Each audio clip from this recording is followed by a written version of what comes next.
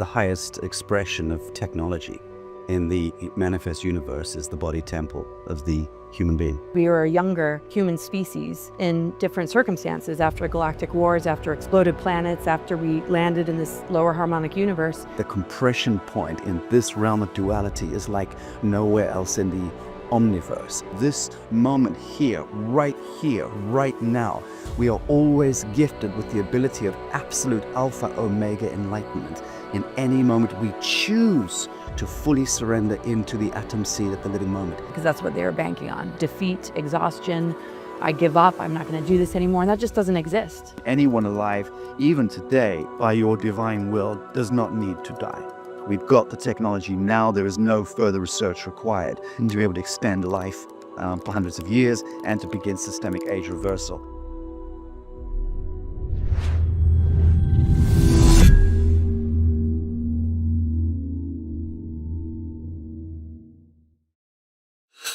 Hello, beautiful humans. Welcome back on Just Tap In. As you can see, again, we're in a very different environment today. We're currently at the new Living Expo, and we're doing a series of convergence episodes, meaning that I believe we're at a time where we're going to start needing to hear from many different voices together for this collective ascension. And today we're joined by Sacha Stone and Laura Eisenhower. I'm so excited to see these two converge together. We had dinner last night and it completely blew my mind wide open. So excited to have you both here. How's it been going joining the New Living Expo this year? It's wonderful. Neil Gar, Portal to Ascension, I've known him since 2011. And he just puts together incredible conferences. And so he's taken over this expo. The management was great before, but Neil's such a great friend, and he just brings so much good energy. And to sit here next to Sacha is wonderful. I'm so glad he's here, and we're doing this together. So, Yay, happy to be here. Delightful dinner last night with you guys, but happy to engender this conversation. And the last year's New Life Expo popped my digital cherry, so to speak. That was my introduction to AI. And in the last year, working diligently and consciously with AI has done extraordinary things to me and to my organization. And I'm looking forward to defending aspects of artificial intelligence today in my talk. So I'm greatly looking forward to that before and after. It's kind of AC/DC moment for me. Yeah, and it feels like right now, as you were saying, as AI is coming in, we're almost at a crossroads. And it feels like this is the first crossroads we've ever experienced in this way. And I wanted to get the chance to speak to both of you around, have we been here before? And what happened the last time we were at a crossroads of this nature? Or is this completely new territory for humanity? I'm happy to jive, but you go first. okay. Well, yeah, I've 26,000 year cycles, precession of equinoxes, and, the geophysics of the planet being such where there's an opportunity. There's an opportunity for an incredible shift. I would say the last time we hit similar crossroads, we're still in growth development as souls, right? So even though there was a similar crossroads, we were a younger human species in different circumstances, after galactic wars, after exploded planets, after we landed in this lower harmonic universe, in order to rebuild that template without really realizing it, because of amnesia slowly getting stronger and stronger, and our vulnerabilities based in unconscious trauma, it's being really infiltrated and manipulated and taken advantage of. So when we look at all the different events that took place, different wars, different human seedings, I'll just go to the Lemurian Holocaust, Atlantean cataclysms, the root races before that, Polaris, Hyperborea. We're dealing with different cycles and different experiences. But the soul remembers. The soul might come in this physical form, but it's going to experience memories. And those unconscious memories can show up in the pain body. And we've been taught to distract ourselves away from really exploring it. So I feel this crossroads is different in the sense that we have all this soul experience. People are coming in from different places in the timeline, which is more about a spiral than something linear. And just consolidating all these memories and where we've been and what we're here to rebuild. We just recognize that we're moving out of fragmentation. We can work with technology and still develop as a soul. It's not our enemy. And I think what we're learning in this crossroads is not to negate soul development in exchange for technology, and not demonize technology, which has been weaponized just like frequency. So now is the time to really be responsible and grow in a way that allows us to not repeat cycles and be in an endless trauma loop, but to actually move to the next level and be all the wiser for it. Remembering all the while that the highest expression of technology in the manifest universe is the body temple of the human being. So we are the technology ultimately, and we don't need extraneous, externalized totems and artifacts construed as technology. But as we awaken right now from this galactic sleep cycle, which has lasted at the very least 13,000 odd years, the technological advantage now is giving us precisely that advantage to take a quantum leap forwards, which is exactly where this is a remembrance. So the convergence, as you put it earlier, is revelation, and revelation is remembrance. So in that sense, we are simply now receiving a new geometry light, but that light coding captured the memory banks 13,000 years ago as we moved, as Laura mentioned a moment ago, the grand precession of the equinox, as we descended through the ecliptic, the plane of the grand precession of the equinox 31,000 years ago into the nadir, toward the nadir point. We forgot, we relinquished, we released. That great whiting out of the source code occurred. Now, as we've come back up and we're passing the Piscean age, moving into the age of Aquarius, we are moving through the same light field that we departed from 13,000 years ago. And that light field has kept the memories.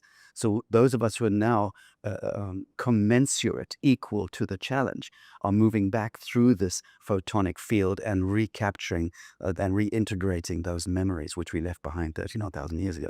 That's why indigo children, so-called, and these superluminal beings are able to play Mozart and Chopin at the age 18 months of age, because it's just embedding back into them. So we're in now the departure of the fallen light of Atlantis, and we're into a phenomenological age which has zero limits. It is by definition and by distinction quantum. So how deeply, how powerfully do you wish to dream? That becomes the only question. If you both were to compare notes for just a moment around these memories that have come back from 13,000 years ago, what has come through for both of you around that? Well, obviously you have to speak first. Okay. Much as I hate speaking Okay, well, to you, just so you know. it's just the integration of polarity, and I would say, yeah, that's what it's been.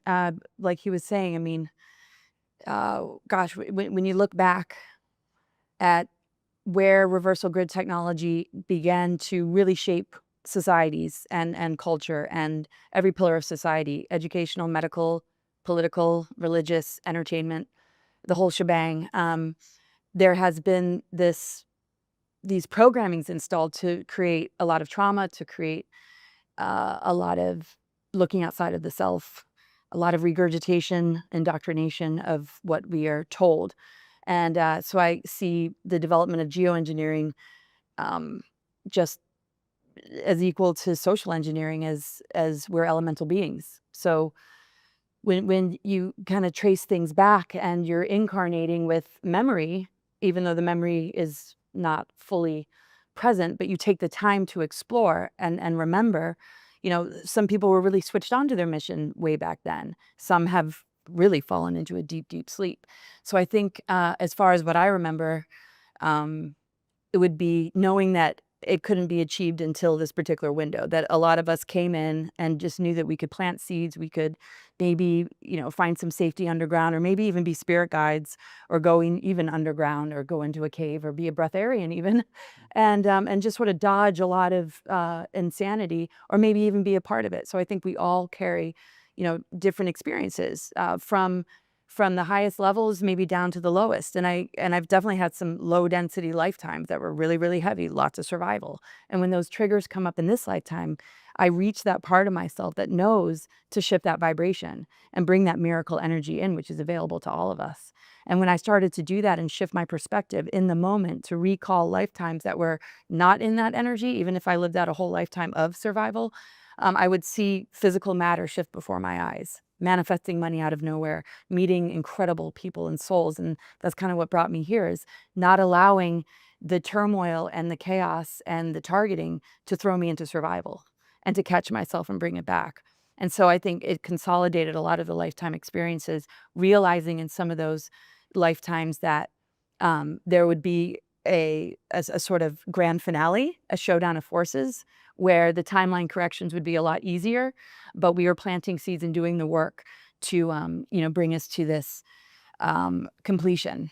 Because if you're in a car accident, it's going to take a while. Your nervous system, your biggest nerve, every form of trauma takes some time. But if you remain consistent and you're on the healing path, you'll always get closer to the goal. If you keep getting derailed every time something tries to throw you off, it might delay things. I mean, I think we thought ascension might happen a lot sooner, and it wouldn't have taken this long, but here we are.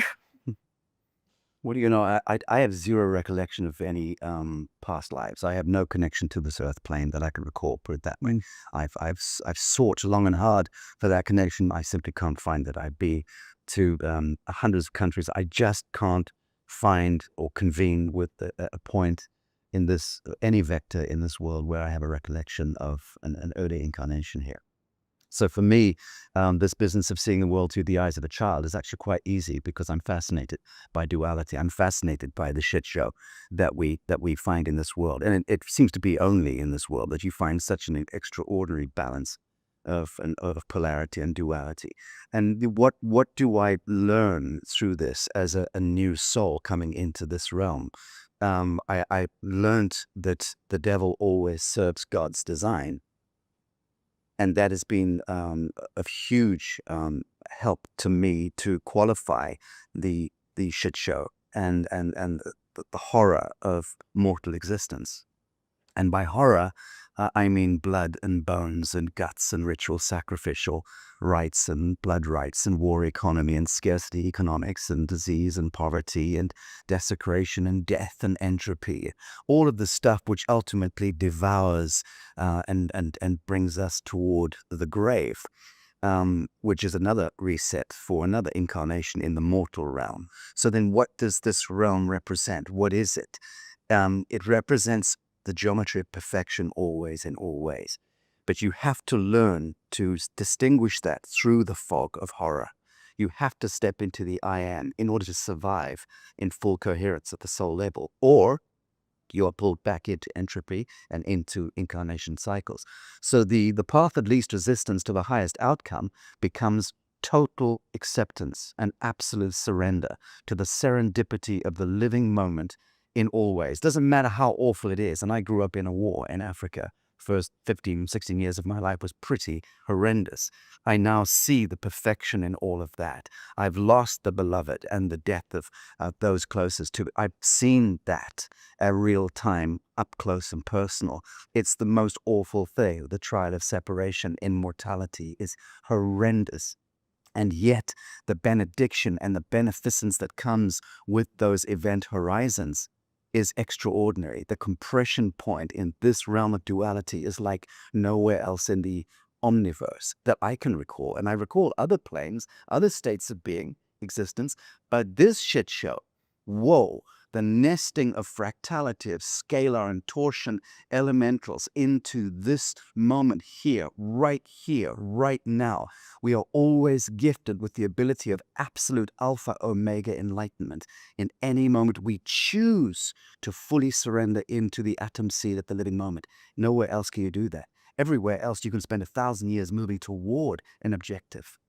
So this is a horror show. It's an apocalypse in a sense, the mortal realm, and at the same time it offers the highest benediction to any soul in any sphere. So that much I've learned about the mortal realm. Mm. Hello, beautiful family. Quick one today. I just wanted to take a moment to thank each and every one of you that have subscribed to this channel. Your subscription means more than you know. Even though it's free, what you're doing is you're empowering a whole channel to be able to do this every single day and continue showing up in the way that we can with all of our resources on hand. Thank you for contributing to the growth of this channel, for sharing it with the people that you love, for creating a conscious movement of individuals that are seeking the sovereignty and the divinity of their soul. This is why we're here. And if you haven't already and you're enjoying this content, I invite you now to look below on that little button that says subscribe and welcome you properly to this community. Thank you for being here. Thank you for being who you are and being pure love and radiating that with everyone that you see. Back to the episode. And it's really beautiful the way that you both describe it. And what I'm receiving right now is that you both have been renegades in your own way, where you've been uncovering so much of the hidden history of humanity for so long. And right now, we were talking about this last night at dinner, it seems like the world is ripe now to receive a lot of these not new, but receive what we haven't seen before. And I wanted to see where both of that converges for you, around what you've gotten around this hidden history of humanity, the underbelly, as you were describing it, Sacha, of this giant that we've seen. What would you both like to clear up around that and avoid any misunderstandings that the public is receiving? Well, I feel there's just so much distortion, and it's a frequency that you can feel. If you're really tuned into your truth, if you're living authentically, you're going to notice something that's inverted, something that is tuned to a frequency that holds a lot of negativity. You know, when you look at all the dark tech and what it is attempting to do is to really drop us into a lower way of being, divide and conquer mentality, division, domination, or victimhood. So this is all the programming that takes us down to the lower beings that have tried to compromise us, to make us like them, to be stuck here so they can continue to use us as a food source. So I know that I took a lot of time off of incarnating here, and I can't, recall like past life to a certain degree, as a recall, like it just happened yesterday. But I've been read, and it either resonates or it doesn't. And so I refuse to give my power away, even if something sounds good, like the Mars recruitment, right? Sure, it sounds good to run off and go survive on a colony somewhere, So what because happened? the Earth is going to destruct. What happened with the Mars recruitment? Well, it's too long of a story, but yeah, and I wouldn't want to take up all that time, but it has to do with timeline manipulation. If somebody's projecting this is what the future is, and people begin to believe it, your creative energy is invested in that outcome. So immediately I'm like, that is not my timeline. I am here for this planet. I am here I just knew what I was here for.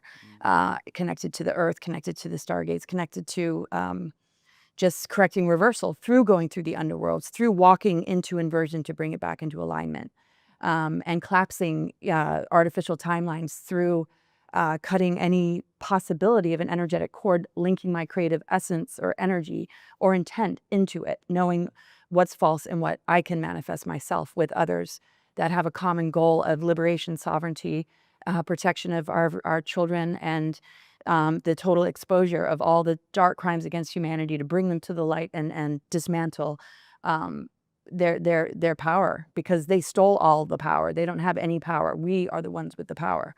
So I guess being born into the Eisenhower family, and I've been told this, and I kind of knew this from the beginning, and it was written in a book, that I was an advisor to him from the Galactic realms when he was president.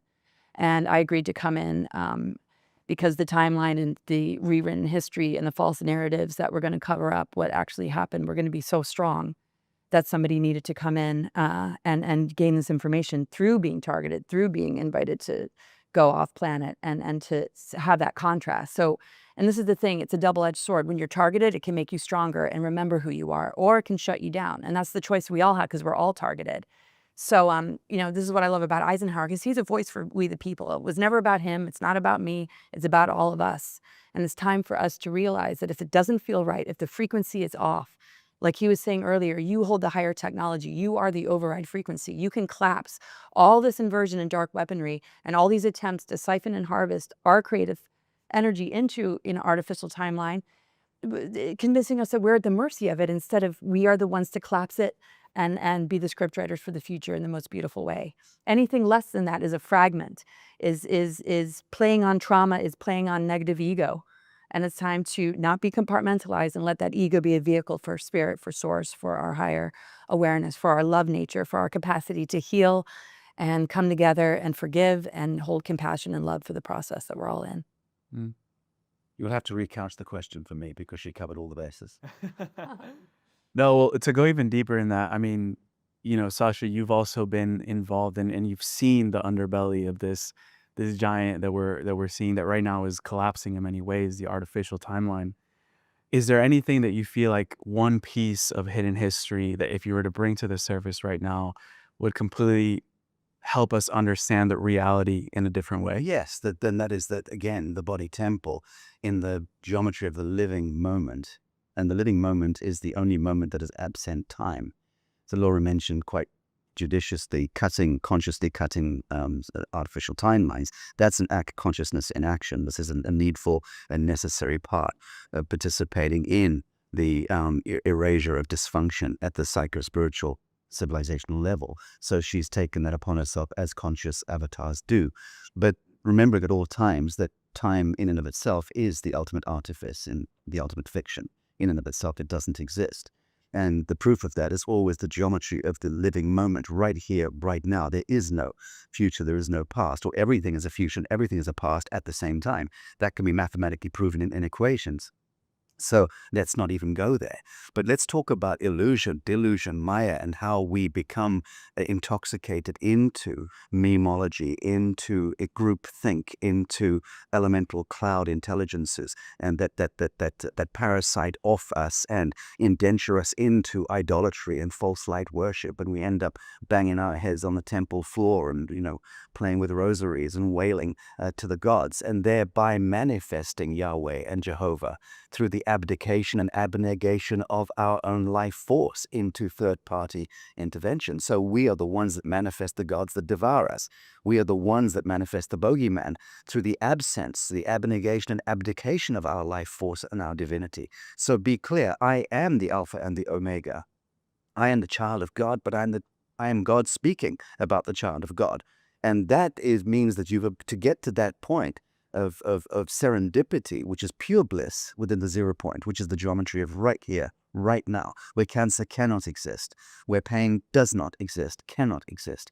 There is nothing there. There is no fear. There cannot be fear. There can only be immanence, which is a perennial state of witness where genius flows through you. That's how anyone who's speaking truth is tapped into that.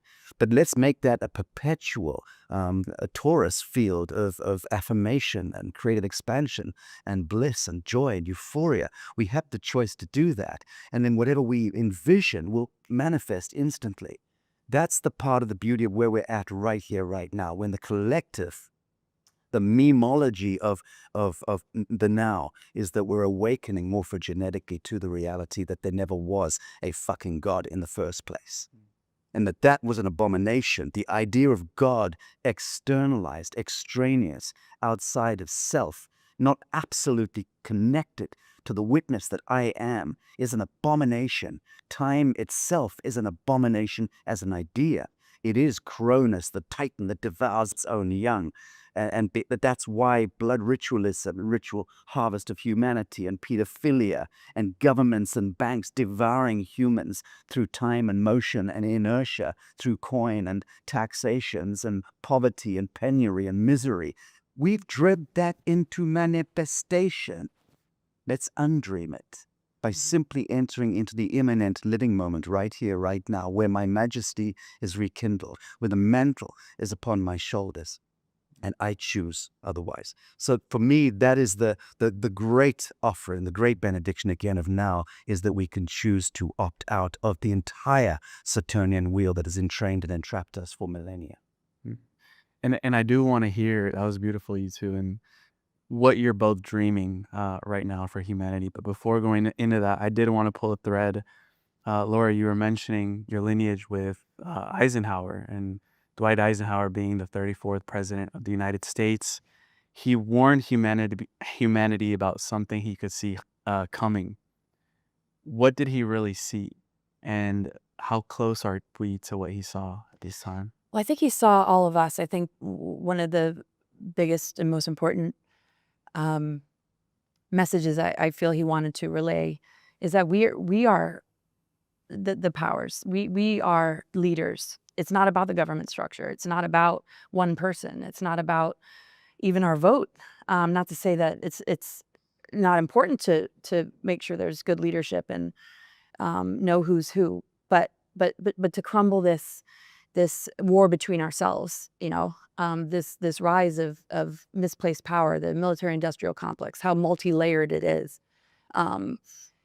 It's something that a lot of people don't really feel is even going on. I mean, the shock that people express towards what they consider to be conspiracy theory without remembering what he said in the final speech, but grabbing onto maybe what they learned in history class, that we won the Second World War, but not really focusing in on really unpacking what he was trying to say, or even looking at what people are bringing forward about Balfour and other things.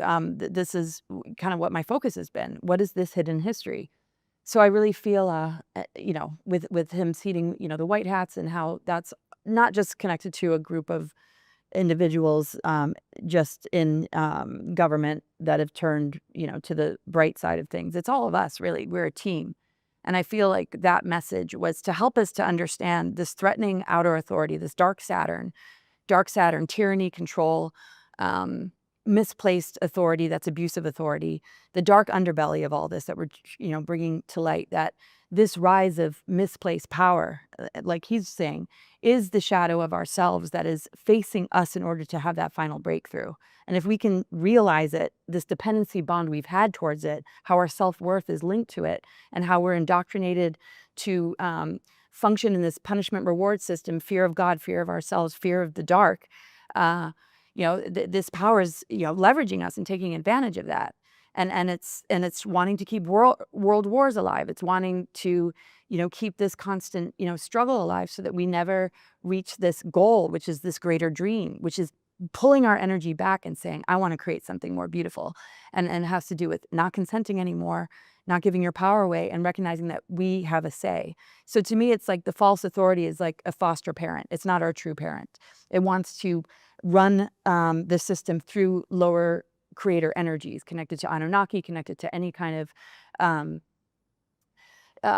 diversion away from true source, the 0-point unified field, our God self, in relationship to our DNA, which is a divine blueprint of the Christos Sophia that has been shut down, thrown into junk DNA. So when you look at the rings of Saturn and how that relates to the moon, the simulation is this dark Saturnian illusion of this power game that people have become addicted to and dependent on. So this rise is like, this is the final showdown.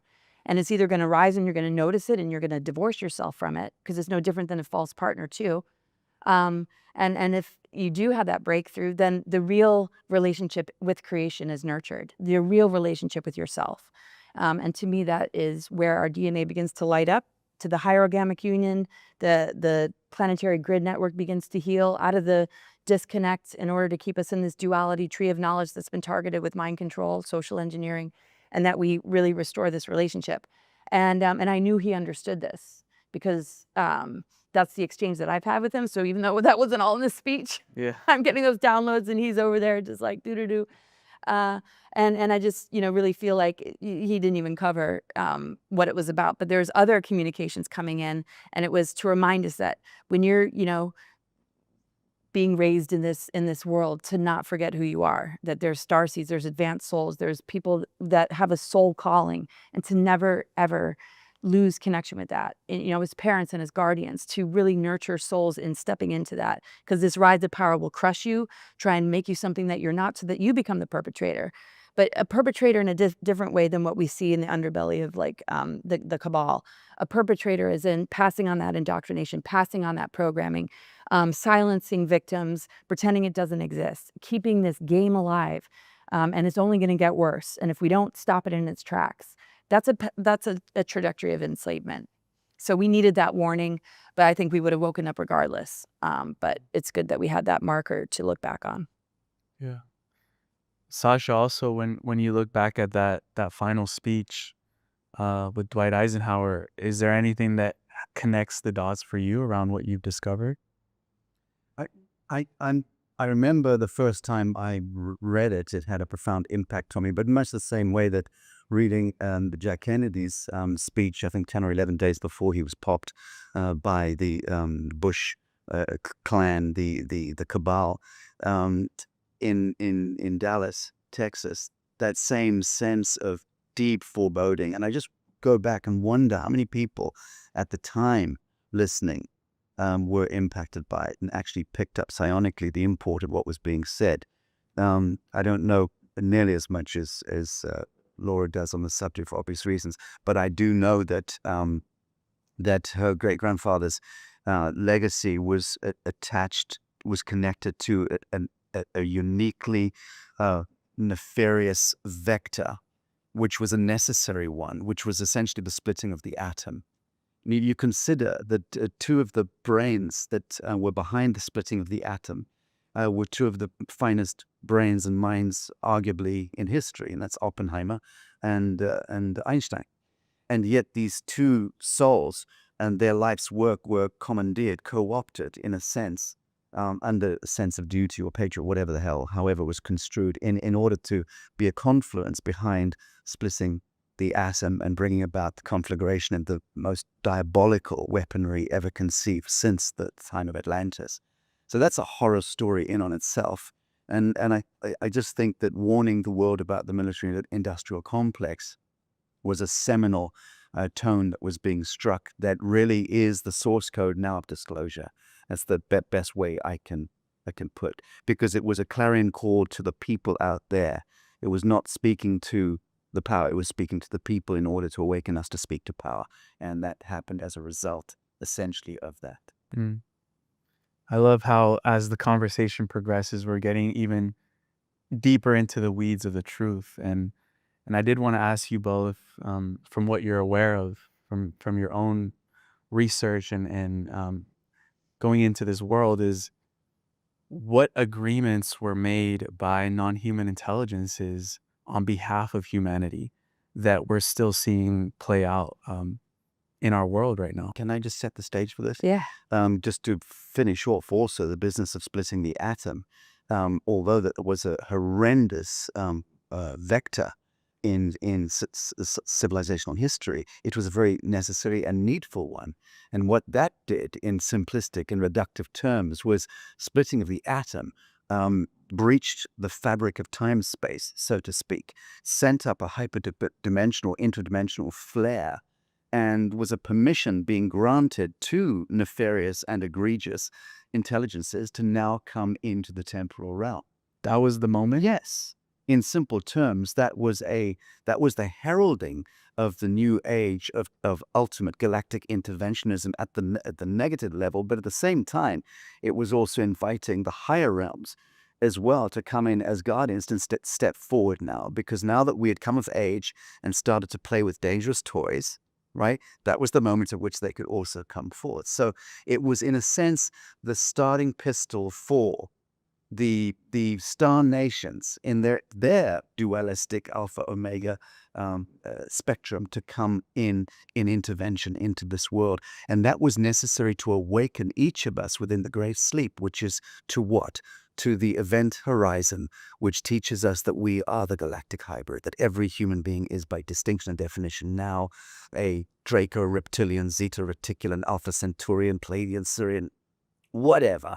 All of the symphony of the stellar genetics and stellar linguistics has played out psychohistorically in each of us, and is now cascading into a compression point whereupon Homo luminous emerges in the center of that thrall of humanity as being the true angelic indigo human. And that is the reconvention point with Alpha Omega. So job well done, humanity. And we could say arguably your great-grandfather was president during one of the most important times, not only in the last century, but in human history. I'm glad he handled it the way he did, and not everybody agrees because they don't want the human population to know what he set in place as countermeasures. But my take on a bigger picture level is just like he was saying. I mean, what has intervened is our higher self intervening, our higher dimensional self intervening. Just like when we might just be living our daily lives and something intervenes and helps us to get self-corrected, back on course, into a state of coherence and alignment. So on a larger picture level, this was humanity's opportunity to have this intervention and decide what to do with it. They've been turned down before. Governments have turned them down. They didn't want anything to do with it. They didn't want humanity to evolve. They tried to capture, and they have been, people with legit contact experiences, wipe those memories and have them deal with maybe a military abduction or something from the military, which is what it evolved into.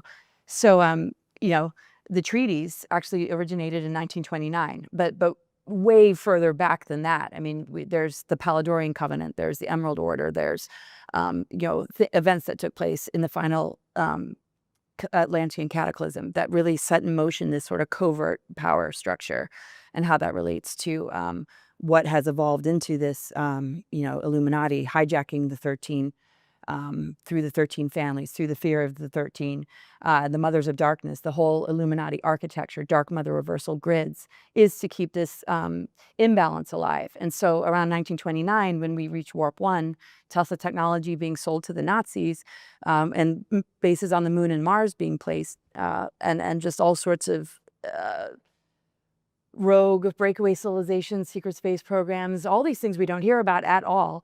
It's like, whoa, the Second World War is a lot more than just this surface war. There's a much, much bigger war going on. And he became aware of that. And fortunately, after he became president, after 1947, the events that took place there with Admiral Byrd's expedition to Antarctica, and Roswell crashes, other UFO crashes, Project Paperclip, and all this sort of infiltration happening. The real big one, though, the one that is the umbrella to it all, is the unconditional surrender instrument in 1952 under Truman, which we really don't hear about. And that is when he surrendered. The United States surrendered to the interplanetary corporate conglomerate Nazi Draco Alliance. And basically that surrender divested all the power to the three-letter organizations in MJ-12 to do the technology exchanges with ETs. The abduction scenarios had originated in 1929, and Hitler, Crowley, and Churchill actually were a part of that.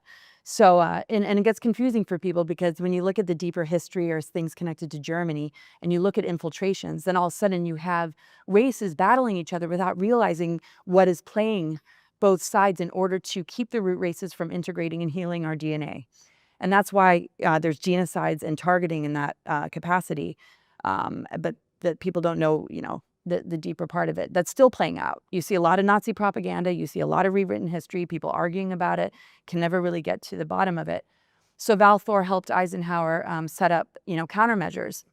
The same year he was blamed for signing Greada treaties was the year he actually ordered an invasion on the Dulce underground military base to take out the Greys and Dracos. So you had these cover stories to put the blame on one man, which one man could not possibly be responsible to that, to hide in the shadows. That's why they're called the shadow government. And this is so much older. This is so much more entrenched than we can imagine. And so knowing that those false narratives would be shared, our job as the ones that intervene to bring about this great awakening are standing up. His mission is unbelievable because he's flipping all the tables in every sector of society. And this is, really where the turnaround is, to nullify those treaties, to break the agreements, because we have to win the war from within. It's a war on consciousness. We need to understand what's going on, recover our memories, get out of the amnesia, and see that it's up to each of us as an individual to allow that higher self, to allow the galactics to intervene through us, allow God's source to intervene through us, allow the union of the masculine and feminine, the Christ Sophia, to reveal itself through us. And that's how we win the war. So all these different events that took place, whatever's covering it up, whatever the deeper root of it all is, we've lived it, it lives inside of us, and it's up to us to collapse it on an individual level. And when enough of us do it, which is what we're seeing right now, all this stuff will begin to fall away. We're not going to be arguing about the information as much. We're just going to be, tending to each other and rehabilitating. And that's really what his mission is about. So, and mine too. Can you imagine a dinner meeting between Eisenhower and Donald J. Trump? One called it, the other's enacting it. I mean, it would be an extraordinary thing. It would be quite extraordinary. I would love to go deeper there. What do you both feel? Well, I don't know. I conversation? don't know Laura's sensibilities there, so I might be speaking completely out of turn. But to my mind, Ike called it, absolutely called it. Like I said, he was the herald. Trump, who is nowhere near the intellectual stature in that sense of Ike, is the bulldog and the bulldozer, is the Tyrannosaurus Rex, is the elephant, the rhinoceros that is so thick-skinned, is able to do the enactment piece of the deconstruction of a satanic deep state. And it's a very complex conversation because one can come at it from any different angle and say, but what about, but that doesn't he do? Yes, all of the above is true. But that's not the point. The point is the enactment of it. Carry on. Oh, no, yeah. No, I'm just excited about it because it's important. So, Valthor advising Eisenhower, helping to appeal to the Guardians. Who is Valthor? So being from Venus, came in on Victor 1, has stationed about 200 ships around the world. So he never really left, but he's been an observer. But that was a very, very pivotal time during Eisenhower's administration. And from what I've come to understand, because again, I wasn't there, I was there in another way, right? But it's not like... But he enacted with military intelligence. He did. So at the invasion of Dulce, he wanted to order an invasion on Area 51. And they said, this information you don't have any rights to because of the unconditional surrender instrument. It's out of your jurisdiction. It was like becoming its own thing. And he did all he could. But this is when it really began to grow. 3-letter organizations began to group presidents after Kennedy. And with the help of Valthor, he appealed to the Guardians, which put the outer barrier around the planet to help prevent things like fake alien invasions and more abduction scenarios. That's why the abduction scenario turned military. And so there was a shift in all of that. So this is what Dan Cooper says, and he's met Dan Cooper, and there's a big bio connected to him, but he's a physicist. He did a 20 and back. He is a rebel and completely all about exposing the deep state, and he has immunities, never signed an NDA. And he said that Eisenhower seeded the white hats. And so as we see the white hats in Ike's force, which are vigilantes that are correcting timelines, that work with temporal management to correct timelines that have been manipulated, he set these things in motion. So Dan says that Trump heads the white hats. There is very much a part of the white hats, not so much the Earth Alliance, but the white hats. And so I agree with that. Bulldog, that the baton has been passed. We are the batons. We are winning this war within ourselves. It's not just up to these leaders outside of ourselves. And this, and this is what I love about Eisenhower, because it wasn't about him. It was about all of us, we the people. And so, yes, I mean, it's the reason it's so polarized is because people are just sitting here judging and criticizing every move that he's making. But look at how what it activates in you. Is it causing you to rise up in your own sense of leadership so that you can be an advocate, so that you can spot things like trafficking and SRA right underneath your nose, right in your school systems, right under hospitals, where it is literally right under our nose? Can this administration spark something in you to stand up as a leader? Instead of sitting back and just criticizing the guy, look at what this administration has achieved and look at what he is willing to share, we don't know the deeper layers. Nobody knew that Eisenhower set up countermeasures. They're all just looking at the treaty that didn't even happen. So what we're seeing in the news is not exactly what's happening. So I do feel the minute he ran for office, I felt the frequency. I had never voted. I just ignored all. I was just like, it's all compromise. It's all deep state. But there was a different energy there when I saw him in 2016. And that's when I looked into the camera and I started to call out the Clinton, like the whole shebang. And I just could tell, I could feel the energy, and I could just feel how it all lined up. And so much information came forward when I allowed myself to feel that. The problem has been that people are expecting it to be a completely binary argument, like Trump represents this and becomes more contrast against that, so everyone can understand. It is not that. He is the disruptor. He is the archetypal disruptor. He is a swarm of bees that goes into the temple and stings everybody. black, white, red, blue, doesn't matter. Everyone's going to get stung and piqued and upset. And that's the point of disruption.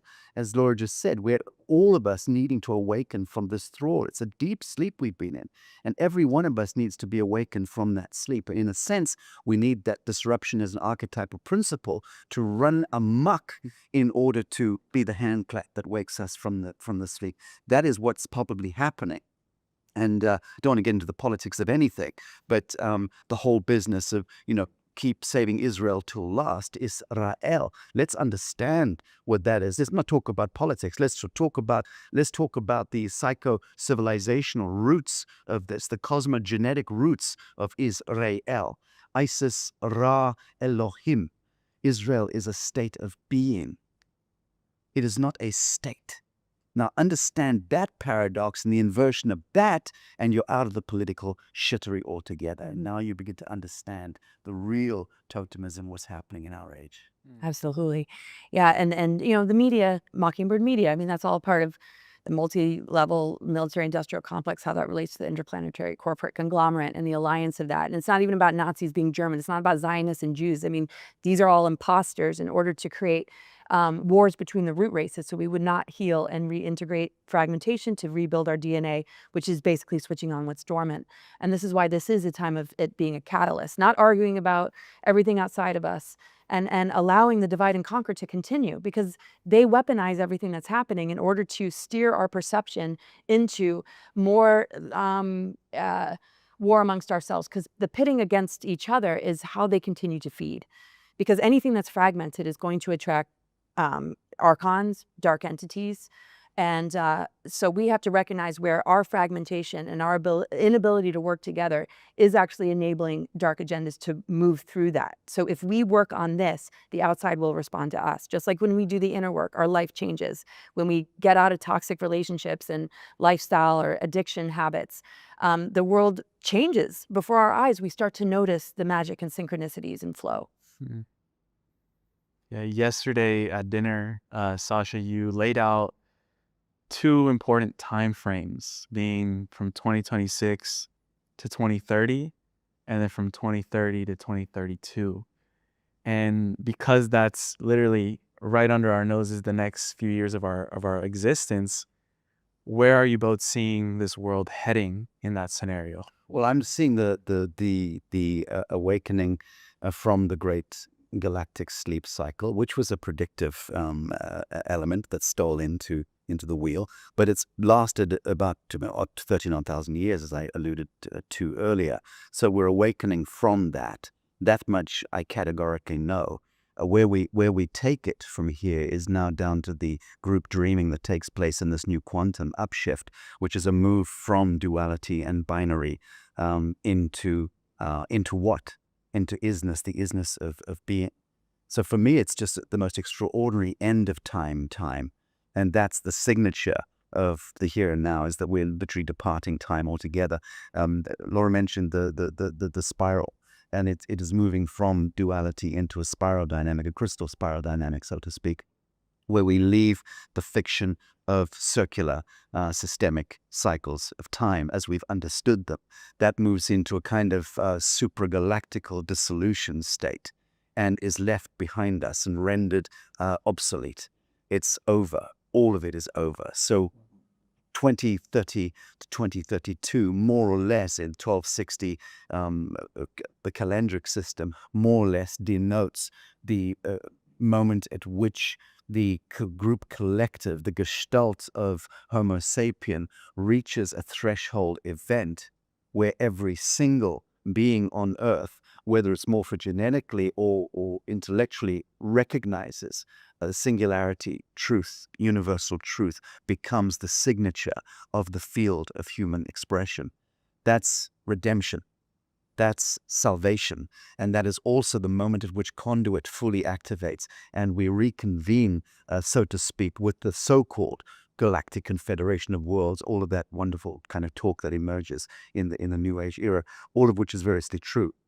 So the fact of the matter is that there's a reconvention not just amongst us in temporal time space on Earth, but it is a reconvention of the linguistics, as I said earlier, connected to the star nations. And by linguistics, I mean language will collapse as well very quickly into psionic intelligence, telepathy, which is what was taking place. And what we started to learn about that through our contact with the ETs subsequent to the, 1940s. That's the power of it. For good or for ill, when you're communicating psionically or telepathically, you've erased third-party intervention. There's no translation required. We start to speak in a singular language. That's immensely powerful. But I just see it all about the end of time, which is the end of 1260 configuration of time, which is the end of Babylonian magic, which is what also defines the illusion of time. It's the end of government, control mind control technology, which issued through the Roman Catholic Church, and the indentureship of all of humanity into religiosity, which was to projecting a God outside of self, and all of that shit show. So we're seeing the end of all of that dialectic into a new moment of cosmic serendipity, whereupon the emergence, which is us, can now define the fabric of the new order of creation. Wow! Exclamation mark. Yes. Oh my gosh. And I feel, and anybody who begins to break down that sort of religiosity, it's not the loss of Christ. It's not about that not being a part of it. It's a lot more than people can imagine. It's so much more about our divine inheritance, what's within ourselves to become Christed beings. The laws of alchemy are really just a true law that is more available now than ever. Because when you look at the reversal grid technology, it targeted the ether element, the dodecahedron platonic solid, to go in reversal. So that ether, that purifying agent, that alchemical source would be not as available. That's why we see so much dis-ease. That's why we see rapid aging. The programmings installed in the planetary grids correspond to the programmings in our minds and how the epigenetics of the mind talks to the body that keeps that alive. So the dialogue is changing within humans that are waking up. Now they're having a better conversation with their bodies, and it begins to switch on what's dormant. And the laws of alchemy allow for the toxicity, the reversal to go from lead into gold. So when we look at the golden age, that's what it means to me, is this alchemical shift where all that darkness, all that inversion, we walk through it and we come out the other end, and there's no turning back when you have that experience. And we're not in a system that allows those initiations or nurtures those initiations. They want to medicate it. They want to tell you something's wrong with you. They want to cut us off from all these natural organic processes that are a part of how cosmic and natural law works through us to bring about divine justice. If we keep medicating, if we keep distracting ourselves, if we keep thinking something's wrong instead of something's wrong with what's out there, we miss out on that. And now people are holding a lot more space. I mean, this whole event is about that, really moving into that natural process. So this bifurcation to me, a species can wander way far away, but sometimes it takes that trauma imprint to realize how far you've gone before you're able to come back. So I see that, what's ahead and these time frames and where these different markers are that certain ones will go this far and start to reroute, or that far and start to reroute. And if one literally loses its soul matrix, then it becomes a being that looks for its genetic information later in a form of abduction. Mhm. But can it be less hostile? Can it be more understood, the difference between something that's still operating under the reptilian control or something that's more evolved into its higher octave of even dragon energy and reptilian energy, to where it's not fragmented and not in survival for its own species, but in the benefit of the whole coming back from fragmentation back to source energy, where we're all looking out for each other to rebuild instead of warring against each other. And I see that is what is restoring all species back into that coherence and source alignment, that is where we all come from, and we can all embrace this diversity with harmony and love and respect in our hearts and forgiveness. But the ones that have played the dark role and the ones that have been compromised or blackmailed, there has to be real rehabilitation centers.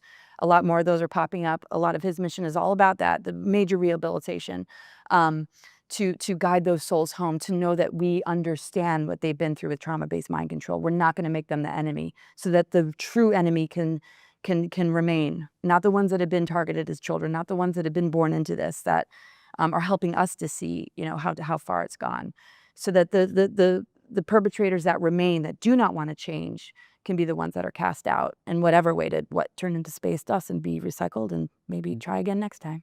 Yeah.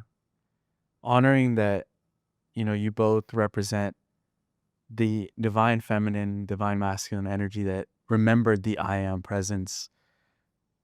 I had a question separately for both of you, maybe starting with Laura. What was lost when the feminine became suppressed in our time? Just the capacity to birth and create. I mean, the feminine lives inside the masculine lives inside the feminine. That union, that relationship. That's when we integrate polarity, which the soul knows to do, coming in with the south node, moving into the north node, the eclipses activate this, and basically the soul knows to seek its opposite to become whole. So between the zodiac signs, you go from Pisces to Virgo or Aries to Libra, and it's this whole process of integration instead of duality. So the loss of the feminine is the loss of that union. It's the duality. It's what like I was saying before, archons and dark agendas work themselves through. That's why the programmings teach us to live in that separation, to live these programmings, to not honor one another, to not understand our unique roles and how they need to, work together. Not one over the other or vice versa, that it comes into union. But we're not all necessarily going to experience the feminine in the same way or the masculine in the same way. There's a lot of diversity in that. It's really about authenticity and sovereignty. Some in a male body might have more feminine attributes and vice versa, but they weaponize that in this generation to create confusion so that you don't love the body that you're in. You think something's wrong with the body instead of embracing the fact that you have both accessible, and you might have an affinity towards one or the other, or the need to balance out something by having this experience in this body, right? So you have to have that union within between your own masculine and feminine, and know, when to call upon one or the other, but have them hold hands, have them work together. And so the loss of the feminine, I mean, it's been hugely targeted. The dark mother reversal energy, the Achamoth, the Sophionic energy that came in, and how the Tiamat planet was connected to the Sophionic and the Apsu and the union, how that got harnessed in order to use that womb energy to create artificial timelines where the consent wasn't there, the fragmentation was being leveraged. So the remedial flame, the 13th flame, the part of the Sophionic energies that have come to reclaim her body are revealed in the Venus transits, where the pentagram, it draws a perfect pentagram, the Venus transits, to correct the inversion of the ether in reversal, to flip it upright again, to take the dark mother reversals and bring it back into alignment so the mother can reclaim her body. So when we reconnect with the feminine, we're more grounded, we're more conscious with our creations, we're working with the seminal spark of the masculine with the ideas and thoughts and downloads to birth through our womb. We need both. So the absence of that just creates the patriarchy, creates victimhood, and also women that become patriarchal, and they're trying to, balance it out, but they keep rerouting us into different movements and programs that kind of miss the goal. So the most important thing is just be you. Walk through the wounds, face them, because the ether element and how that relates to Ophiuchus, the 13th sign, is ruled by Chiron, the wounded healer. The unconditional love of the mother is here to, turn our wounds into wisdom and our pain into purpose. Beautiful.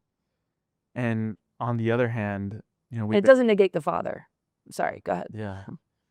It makes sense because on the other hand, we have the masculine, that we've been taught that the masculine is meant to protect. And I wanted to ask you, Sacha, what do you feel the divine masculine was truly meant to protect in the first place? I'm not clever enough to speak on the psychology of this, or the spiritual psychology of it, because I don't recognize a foundation. I just have to be very blunt and honest about it. I've not taken a position on this or that side of the line. I was born into this state of forgetfulness, which I've not awoken from in this realm. I'm prohibited from remembering anything outside of the living moment in this, whilst I'm in this world, and I make peace with that. So I don't have any great backdrop to move to speak to. I know that I grew up in a war in Africa, that where I grew up in Rhodesia is arguably the atom seed, the center point of the navel of the Dark Mother. By dark, I mean powerful, mysterious. So I was born there, the great issue of the womb of Gaia, of Tara. And yet I was born into a patriarchal blitzkrieg of war, living behind grenade screens that being shot at for 40, 50 16 years, and a horrendous separation, a trial of separation from family and from my mother's tit, and no father at all. So I was, in a sense, a bit of kind of screw up in that sense. I've grown. I went out in search of the father because I never had one. So I went in search of that element, that archetype. And I dropped my proverbial testicles only when I hit about 30. And since that time, I've had to become the man I was looking for because I never found him. And that's the truth. I never found it anywhere. But I know that I've become that being. And yet I look at that being, and I'm talking about self, and I hold myself over fire constantly. I'm very hard on myself. But I look to myself and I try to identify, what are you? Who are you? And I'm a perfect synthesis, in my view, of the mother and the father, of the brother and the sister. And I don't want to be anything but that.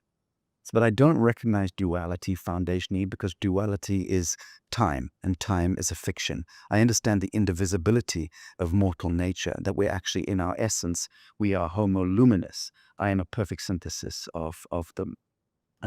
So that's how I view life.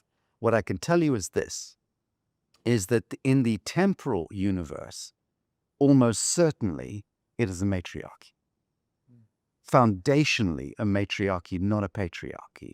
We'd be living through a pretty diabolical, certainly 10,000 Abrahamic, Adamic kind of wheel, the last kind of wheel of civilization, again, since the fall of Atlantis, or let's go to the great deluge 12, 13 odd thousand years ago. It has been a diabolical patriarchal inertia that has manifested into war economy, blood economy, and the subjugation and sequestration of knowledge and of wisdom, and of the subjugation of all living systems, and the dominion and control of the whole pyramidal system. That is almost certainly a masculine phenomenon. But I can tell you that behind that and beneath it is always the mother. The mother is always cradling. And this is the womb of creation in temporality. And so we are foundationally tossing and turning and genuflecting within the womb of a matriarchal and maternal construct. That is for certain. And I happen to know that that is a fact, not because I read books. I've never read a book in my life. I think the last book I read was in August of 1997. I simply refuse to read anything. I never read blogs. I don't listen to shows. I refuse to allow myself to. Not because I'm clever, I'm just insanely busy. And I also have a foundational knowing that I can assimilate knowledge through the ethers. So if I'm sat next to this creature, and believe me, she's not fun to talk next to. She's not fun at all. It's a hateful experience because she covers so much so beautifully. It's such an awful challenge. I'm used to sitting on my own and glowing in the dark, right? But it is a beautiful thing to sit with her. But everything she speaks to, certainly I could say 99.9% of it, I assimilated already through the ethers, through the knowing, through the being of the knowing and the knowing of the being. And that's actually our divine right. I was saying this last week on a show and challenging the audience. If you really want to speak Spanish, sleep with the book under the pillow. You don't need to read the book. You really don't need to read the book. We're at that age now. You can assimilate information like that. The Akashic, the universal mind of God, is actually accessible to the fractal antenna of our DNA. But in any event, I'm going completely off course, and I've, of course, forgotten the question itself. As I'm looking, it's 11:11 over here. You both talked about this group dreaming that we're going to enter once all of this begins to assimilate in our reality. What are some of the worlds or the realities that you both have been dreaming for humanity, and also to where we're headed in this organic timeline? Yes. I just can't believe what he just said. It's so challenged. I'm like, wow, love hearing him. And it's a beautiful challenge. And it's just so funny because some of the things he says, is just like, wow, me too. I never grew up reading books. My sister was a major book reader, and I just lived in the trees. I just never read. And they were like, oh, you have learning disabilities, you have dyslexia, you have ADHD, and all these different things. And and I feel that, it was like downloads. And now, I have a little bit more of, like, I'll refer to things and I'll use, certain terms so that people can look it up and understand it. But a lot of it, most of it, it's just been coming through since I was a child. So Saturn and Neptune conjunct each other. Saturn, which we were talking about, which he so brilliantly, covered. Saturn is dissolving in conjunction with Neptune. If there's any planet connected to dreaming, it's Neptune. Neptune is all about the multidimensionality of creation, the creative imagination, because when you're connected to the multidimensionality, which we all are, you can create from inspiration, from your imagination, from your visions. And the shadow side of Neptune is addiction, self-undoing, feeling very haunted, maybe unresolved traumas, and one is allowing their creative energy to be unresolved as far as what they're accessing. It can be a loop that they're stuck in. Well, when you look at beings and entities that people might relate to, those are in the lower dimensional levels of that kind of multidimensional Neptune, which is what Neptune represents. So when we're dreaming, we have been dreaming this whole time, but there's been dream warfare. Our creative channels have been siphoned and infected with all sorts of things that has caused this dream to be this nightmare landscape that's gotten out of control because our creative participation lost its ability to have boundaries and be aware of the choice that we have in every moment. And that's what's coming online is that choice, that divine will, that willpower. Mars, Saturn, Neptune, all in relationship with each other right now in Aries, a pile of planets in Aries. It's like, okay, the solar plexus now is a vehicle. The ego is now a vehicle for the dream energy to move through, to manifest into physical form, with Saturn no longer being what seals us and what imprisons us, but now is as a container for the multidimensional to move through it, because it represents the law of structure and self-mastery in its higher octave. That's Saturn. So now that Saturn's dissolving and it becomes the container, well, it's the physical vessel, the skeletal system, the teeth. The skeletal system in medical astrology is ruled by Saturn. So the law of structure is in this structure now with the lid being lifted to now become a container. Saturn is no longer keeping us down in order to use our creative energy for its timeline. Now we are dreaming the future. And my dreams for the future are that everyone will have their needs met, their basic needs met, that our children will be protected, that the guardian masculine in all of us will be the protector, that the feminine will be nurturing, and in one vessel, both are accessible. That's why I love, he said, I'm brother, sister, mother, father. Exactly. The mother bear, when you have to protect your young. I mean, I was a single parent. I had to run the masculine energy even more than the feminine sometimes, just like, but they were both there. And so that we take care of our children, that we help develop them through guiding them, through getting to know who they are and directing them accordingly based on their passions, their inspirations, and hearing, their concerns and their wounds, and just really paying attention. Changing the whole system as we know it. My dream is manifesting through Sacha and all his work, and in alignment with the dreams of the people that he inspires. I mean, this is something that we all share together. So, and it's manifesting through me in my own life.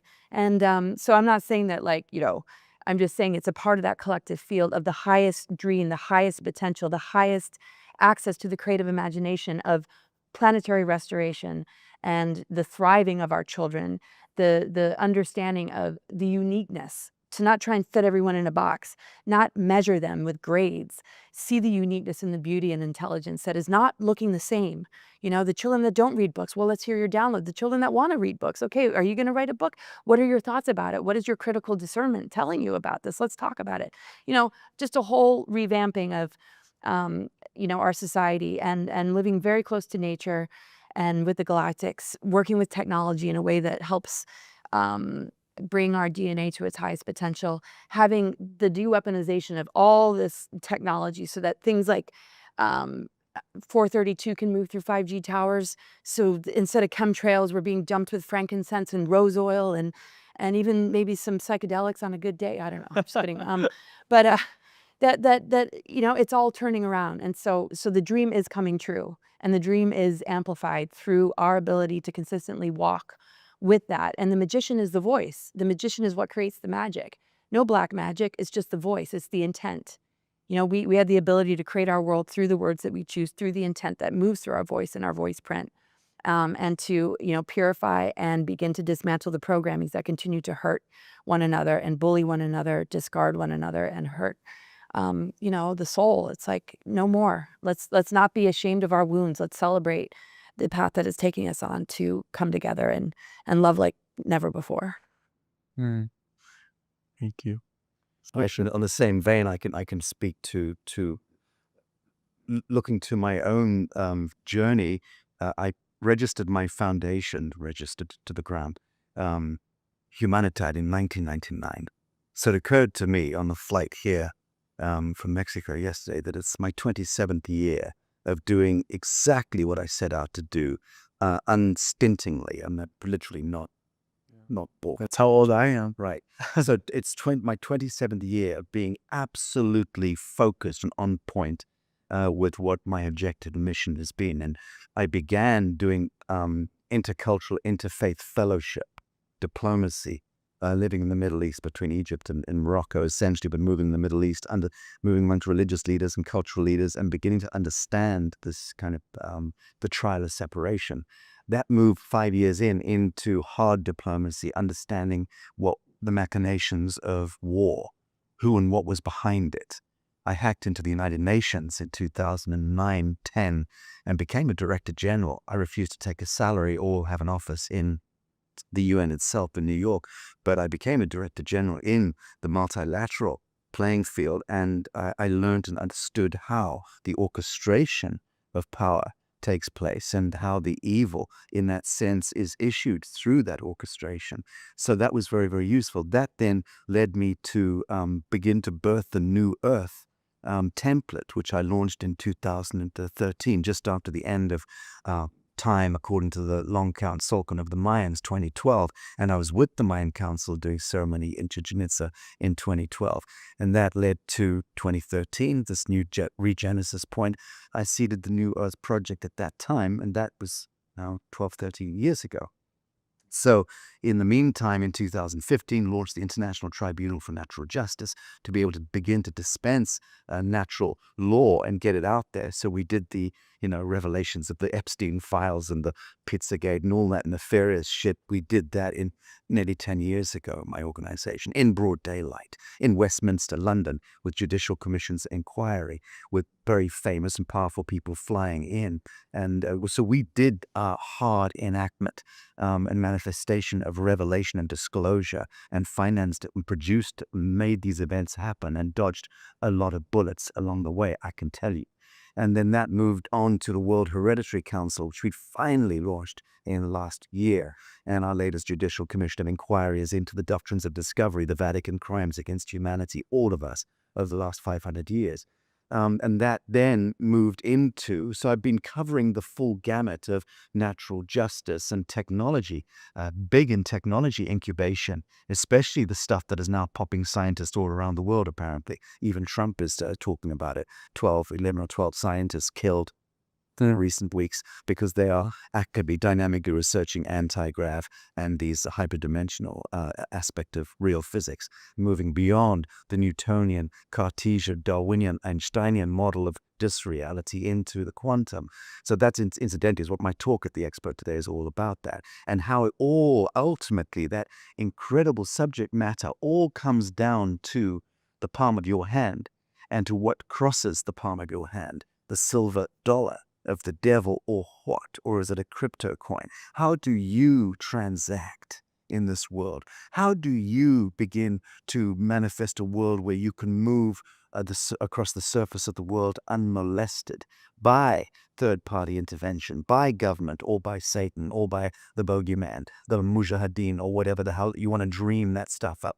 The point is, how are you and I, as a fellowship, conducting, transacting, and exchanging? So it's all about fiat now. It's all about money. It's all about how we disentangle ourselves from the fiction of fiat money, of usury, of debt, of totemizing life force into the idea of money. Time is not money. Art. Time is art. Time is not money. But the age that we're departing was about time is money. And that's the source code of the kingdom of the devil.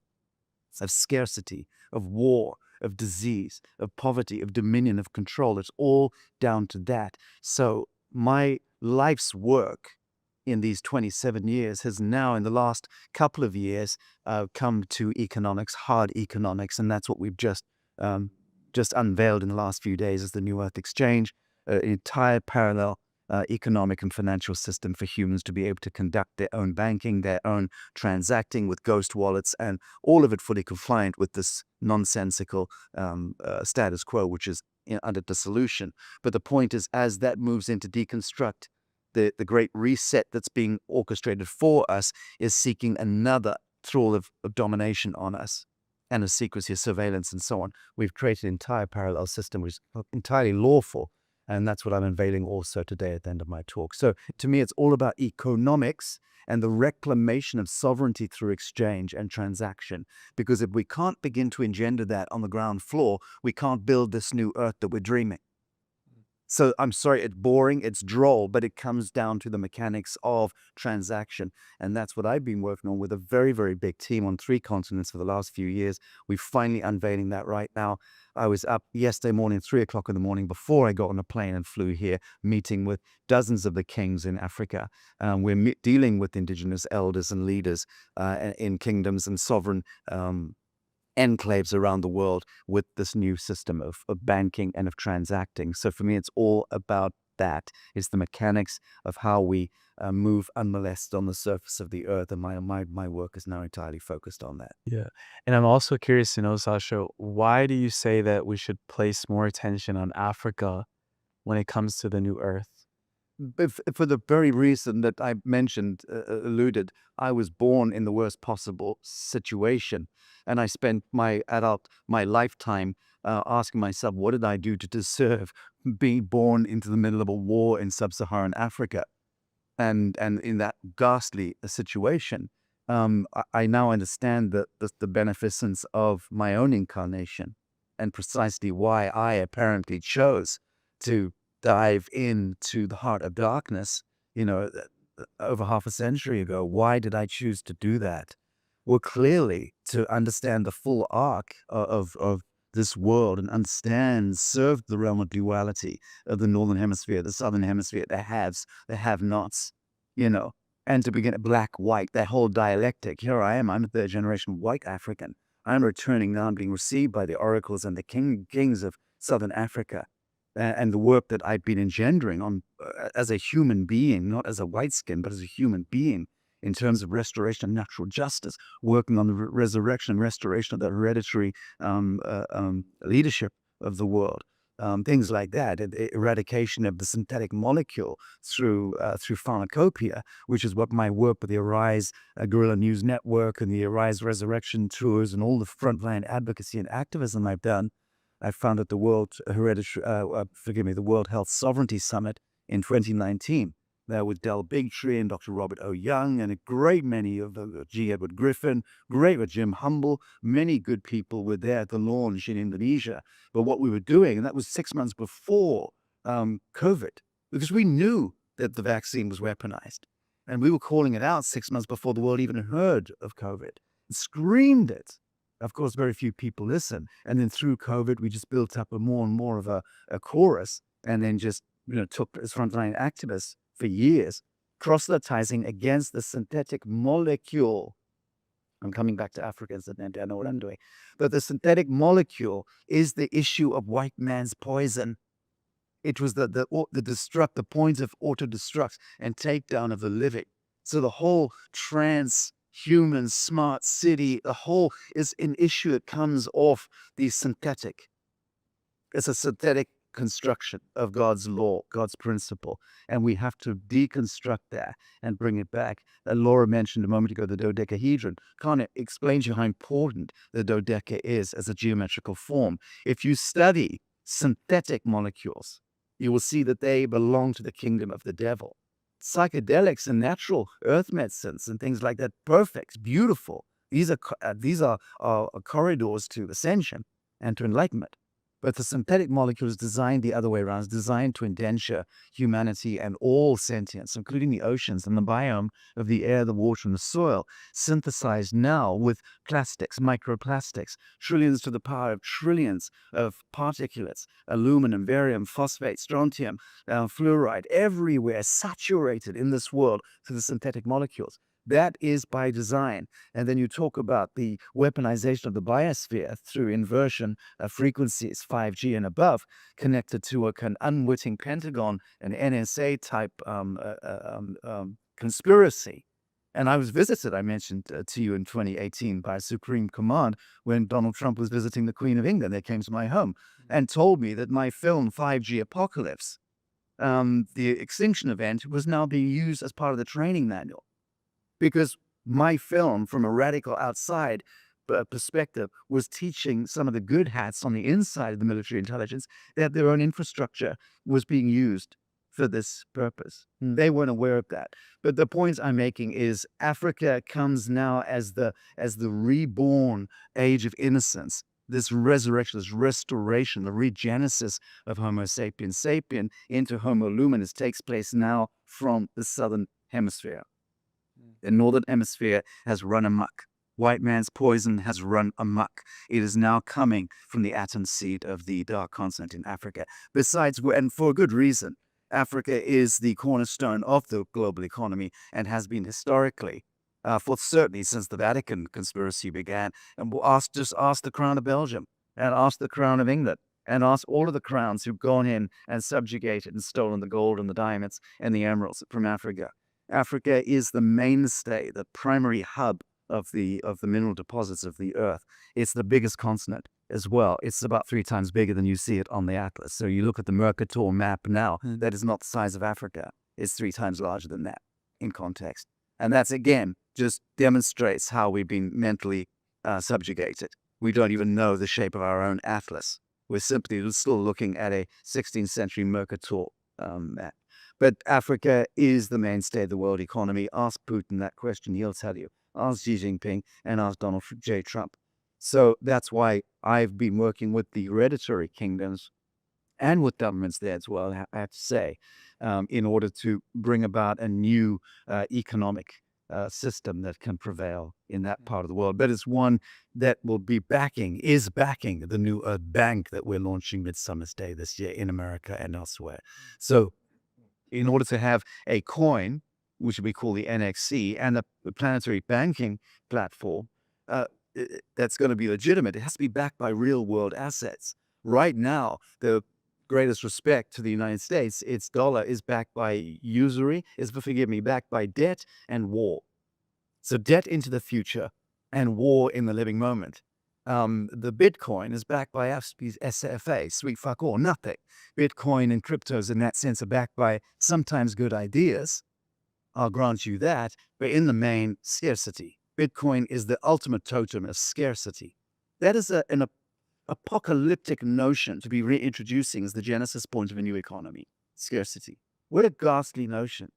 So real world assets, land, fellowship, technology, minerals, backing the new earth as a collateral, real-time collateral. That's the only way we can issue an honest economy, an honest coin, and that's exactly what we're doing. So to allude to what Laura mentioned earlier, yes, we're upturning the tables of the money lenders again, and restating a true form economy based on 0-point economics and what we call true cost economics, which you and I discussed at dinner last night. What is the real cost of an apple? Well, obviously it's nothing. Walk out the door, go to an apple tree and pull it off the tree. And yet you will pay $5 to $7 from a street vendor anywhere in America for an apple. That's insane by definition.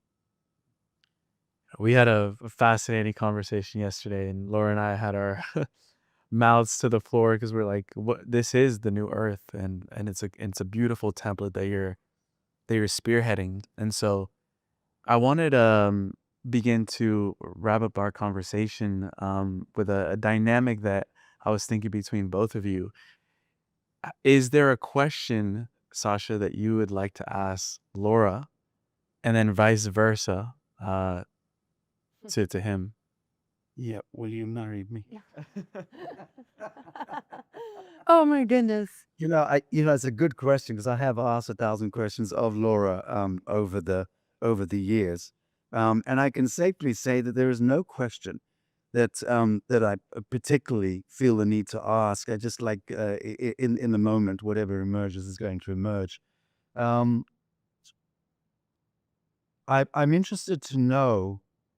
I'm interested to know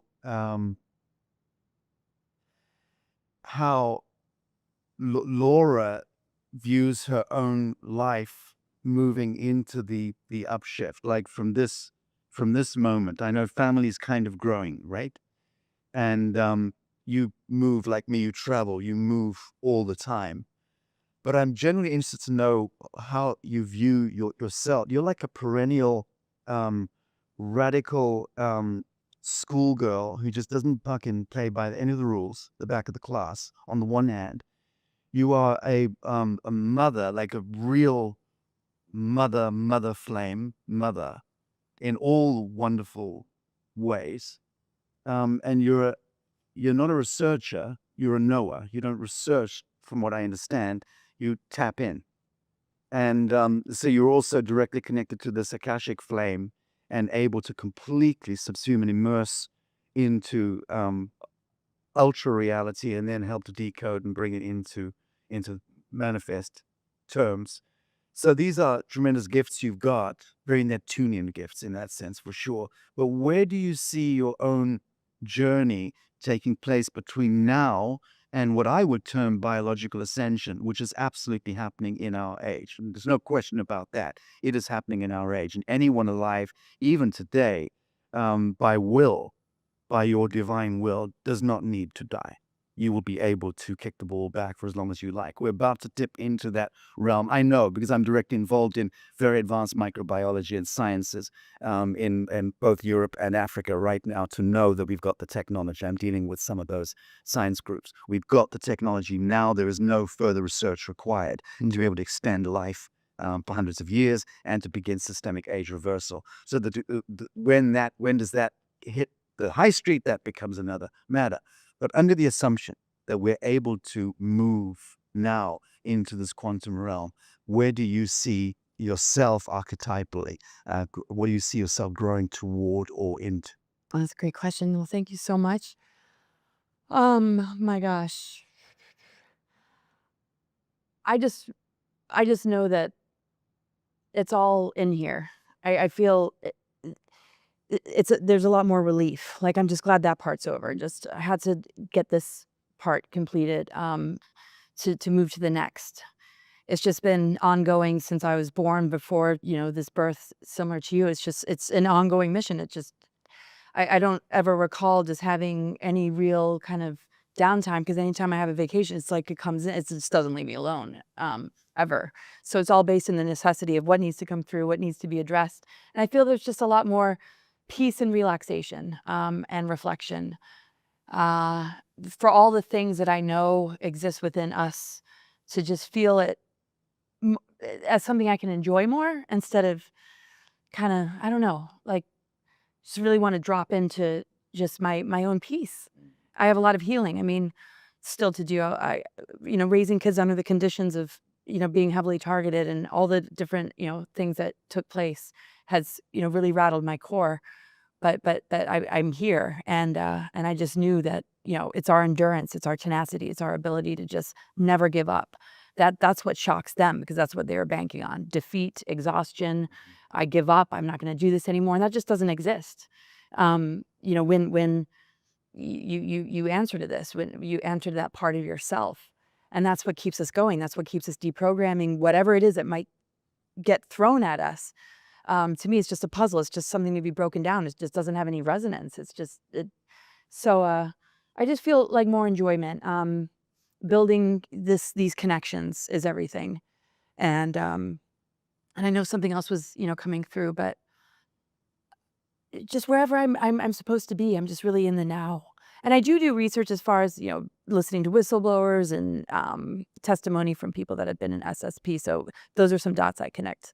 But yeah, I appreciate your what you I said. just meant you're more of an oracle than a researcher. Right. Yeah. Yeah. And so and with that, kind of helps me to connect with certain pieces of that researching part. But yeah, it's always been about that. So I know that will continue. But I feel at this stage I have a lot more to kind of recover from than where I thought I might be, without creating that expectation of, I know that I don't have to be in the pain that I'm in sometimes about just things that have happened in the past, or things I wish I could have done differently, or I'm really hard on myself, like you was saying. So I'm constantly turning the sword on myself, and I just want peace so much with other people, and don't want to be misunderstood anymore. I'm tired of having to answer to, Eisenhower's administration and what happened, not in this setting, but in being attacked for it. Because the thing is, even if he was the most evil person on earth, people don't understand that we are sovereign souls that come in and we have our agreements. It just so happens he wasn't, evil. I just feel I'm at a completion point where I can just find peace with what I've done so far, and have a sense of wonderment and excitement about what's to come. And I just feel a lot of fulfillment from this event, and gratitude, because there's certain connections that are so important to me that every time I get the opportunity to spend this quality time, I just want to just take the time to really integrate it and just be so grateful that I know who my real friends are, and that, I'm seen. Because that, I'll never get used to that, because you just sort of grow up and you are that rebel. You are that person in the back of the class. You are trying to bring attention to things. And I won most out of touch with reality for my senior class. So it was always like, Laura's just like crazy and just this and that. So it's always surreal to me that I'm taken seriously and I'm listened to. So just grounding more, just enjoying life, just being in nature, and taking care of just whatever's in front of me. I'm completely committed and devoted, and I just love life. I love the human spirit and all that we're, all of our potential. So I don't want to overly answer that. I just know nervous system, calm, relaxation. I've always wanted to create healing centers, and just continue to travel, go to sacred sites, and yeah, just live the joy, live more joy. Because the hardest part is over, really. I really feel that. So I just feel more celebration. And so I'll ask you a question. And I know that wasn't much of an answer, but I think it's the best I could do. Oh, Just- thank you for being so honest. Yeah, just being in the now and just being in the flow. And that's where all the instructions come in. And I'm just where I need to be at all times.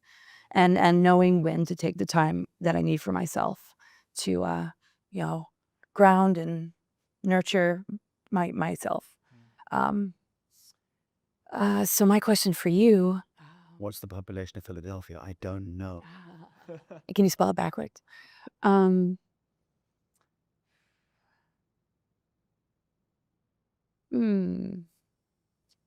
Where do you feel this next generation is inheriting the massive mark that you're leaving behind? And even though I don't see a death transition, I see, sort of a gateway opening, and that we will defy, this death and aging process. What do you feel will be this kind of next generation experience in reaping the benefits of all that you've done? Well, if we're talking about the age beyond third-party intervention, because that's what we're essentially talking about. We're talking about an age where there is not the intervention of government and rules and regulations and health and safety and ordinances and codes and statutes and stuff. So those constraints move into dissolution. The finger wagging of mummy and daddy, and of patriarchies and matriarchies, and of the schoolroom in the arcane sense, all of that moves into dissolution as well. The third-party intervention of satanic or Saturnian syntax and linguistics being programmed into us at birth, as we're coming into this world as babes, and opening our eyes into the majesty of creation and actually seeing the hyperdimensional majesty of that creation, but that being closed down very quickly as mummy and daddy and doctors and nurses and nannies croon over us and start programming this Saturnian syntax into us. And that immediately, that instructionals coming at us and goo goo gaga, that terminates instantly our ability to actually remember the star linguistics and bring them into this world, which is what all newborn babes are trying to do and wanting to do, to bring their star linguistics into this world. But that gets inhibited and cauterized almost instantly from birth. Certainly that business of the cesarean section with the isotope coming off surgical steel and the isotope coming off the surgical steel of the scissors cutting the umbilical. Those are diabolical actions, Saturnian actions against the symbiotic birthing process of the mother bringing the child in. So you know more than most. But that third-party intervention is going to move away completely with this new generation. So right from the inception point of, and then go to where daddy's making love to mummy, and go to when the semen leaves the penis and moves through the channel and breaches the membrane of the egg. Go back to that. Why not? Surely that's inception point, right? That's going to be a dynamic piece of geometry as well, because conscious conception is going to be the norm. Willfully conceiving and making love is going to become the normal practice. Now, very quickly, it's going to be a huge acceleration in consciousness. So when you've got a generation, to answer your question, when you have a generation coming in who are receiving the baton from what? I'll be a distant memory. All the trials and tribulations and travails that we lived through to battle through duality and battle through temporality and battle through the patriarchy and battle through war, disease, poverty, intervention. I've been poisoned, very seriously as part of the work that I've done and almost killed. I lived for 3-4 months through that to resurrect through that ghastly experience. And that's a memory in me. I choose to absolve those experiences. I've literally zeroed them out. They're gone. The death of beloveds, it's gone. The grief. I'm not carrying the grief. I'm not replanting those seeds from my trial of separation. So the new generation will not be receiving from me the imprints of trauma. I can guarantee you that much.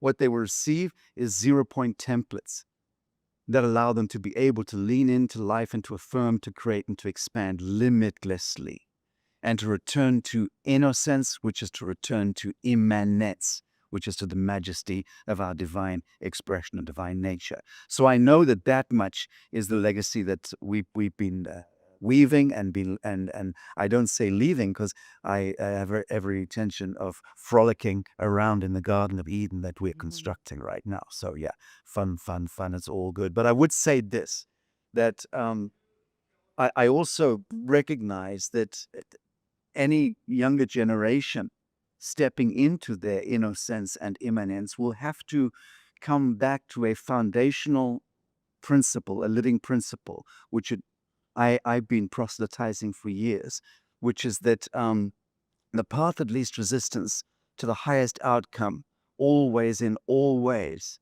is standing in pure truth and conducting right action in the living moment. And if you do understand the business of pure truth and right action in the living moment, which is the moment right here, right now, that we are the architects of creation, absent any third-party intervention, and we can anchor patterns of perfection into this realm and manifest the kingdom of heaven on earth.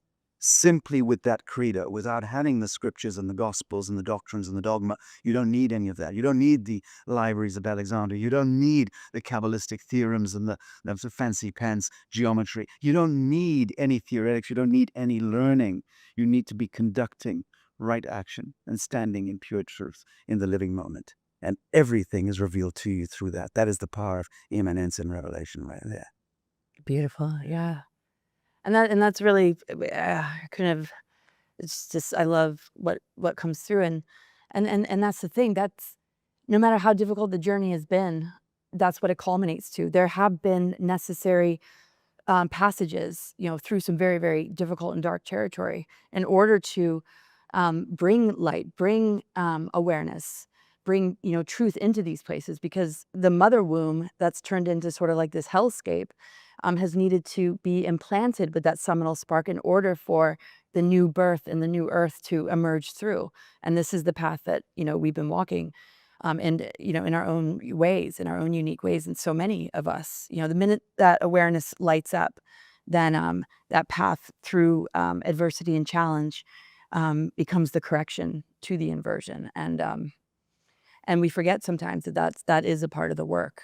And when one can land from the time of birth and have that childhood experience, exactly what he's describing, it's just, it all flows through. And with the grid network, completely in alignment with the DNA that is no longer sealed and fenced and put in reversal with the junk.